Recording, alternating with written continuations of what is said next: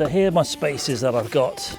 Right, so to explain my front setup with the spacers, this is what I've done. This here is a 20mm spacer. That's actually 2 spacers. You're only changing the offset of the wheel, you're bringing it out further. You're not changing the camber of the angle of the wheel, how much it leans in generally.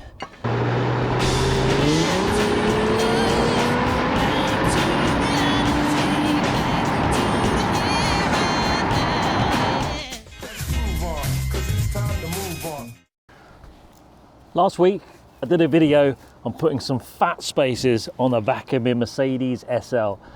Look at the size of that. These are 40mm.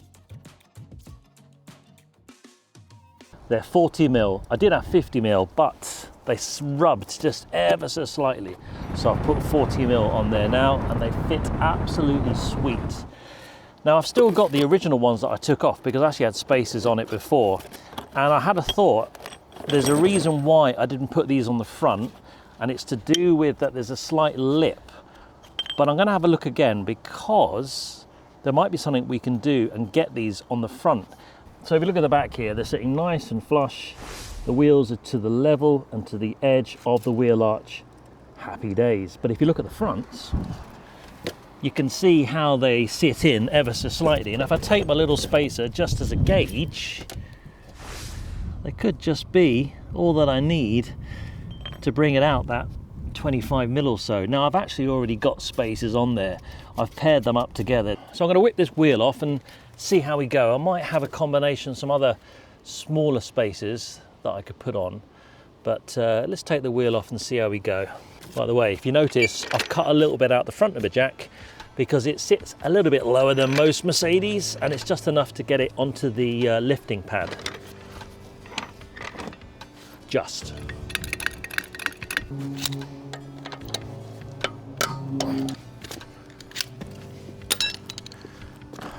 Let's make sure I've got the old handbrake on, or foot brake.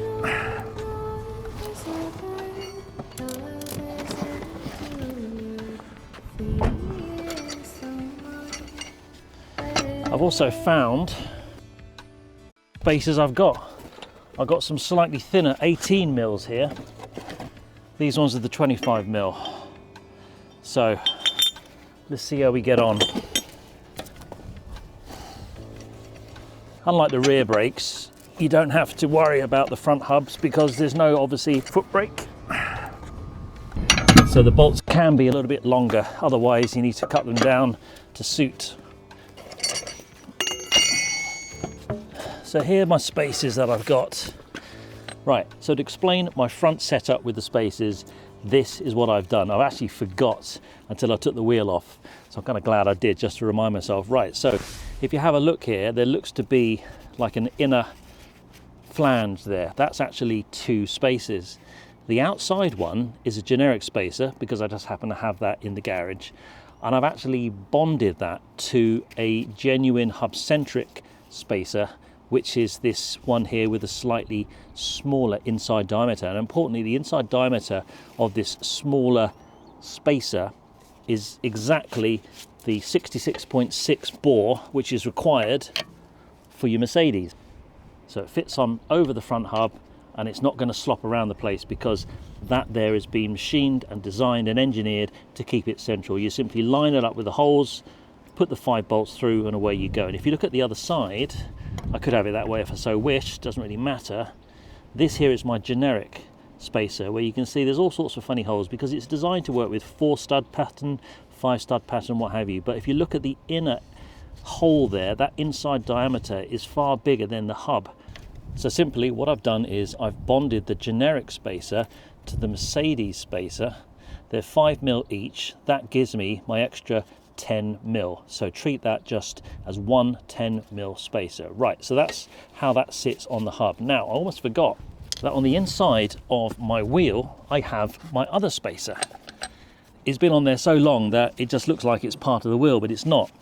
And it's probably got a little bit of rust on there, and I need to get a hammer to take it off. But this here is a 20mm spacer, and the inside diameter of this hole here is yet again the 66.6 bore, which is also the size of my Mercedes 5mm spacer, which is added to my other 5mm generic spacer.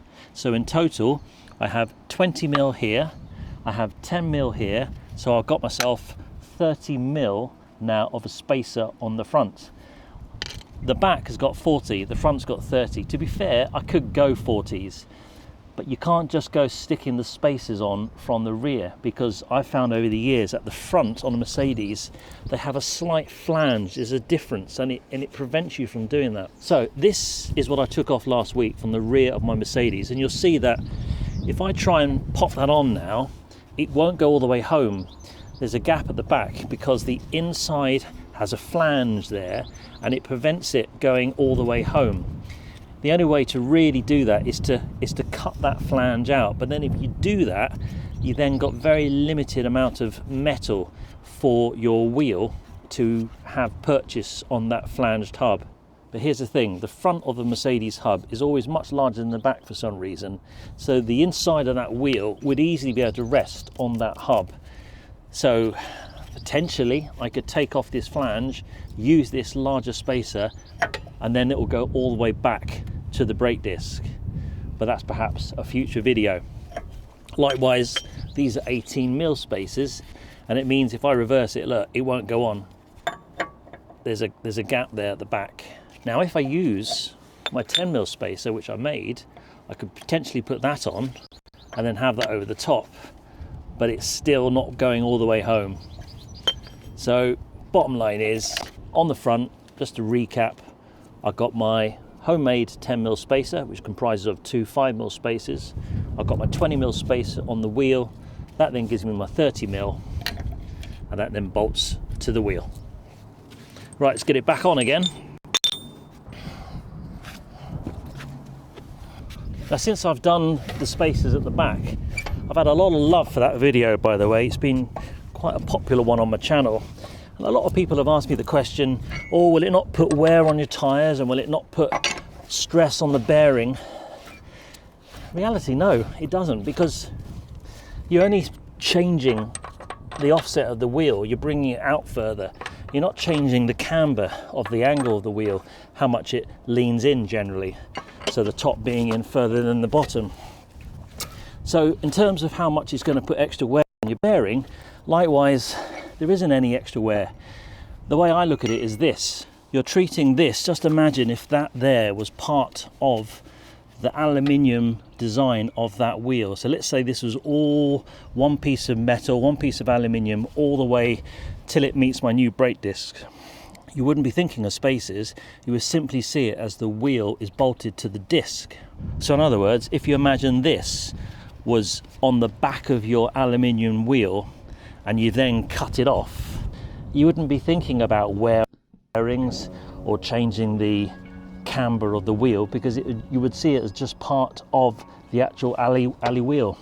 And that's the way that I sort of understand it, and I think that there's actually no real issues. And I've been driving, just to let you know, with this setup on the front here, with my 30mm spacers, which is comprising of 3 separate spacers, for the best part of 3 years.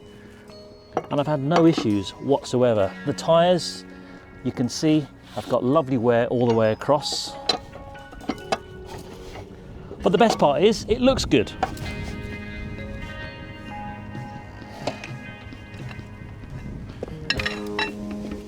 So I think sometimes seeing the setup, rather than me just talking about it, gives you a proper idea and hopefully answers those queries about, are you going to get more wear on the tyres and are you going to put more stress on the bearing? As I said, in short, no. And I know that because I've been driving for about 3 years with this spacer set up on my front wheels. And for the rear, well, I have that sitting on the back for that same period of time.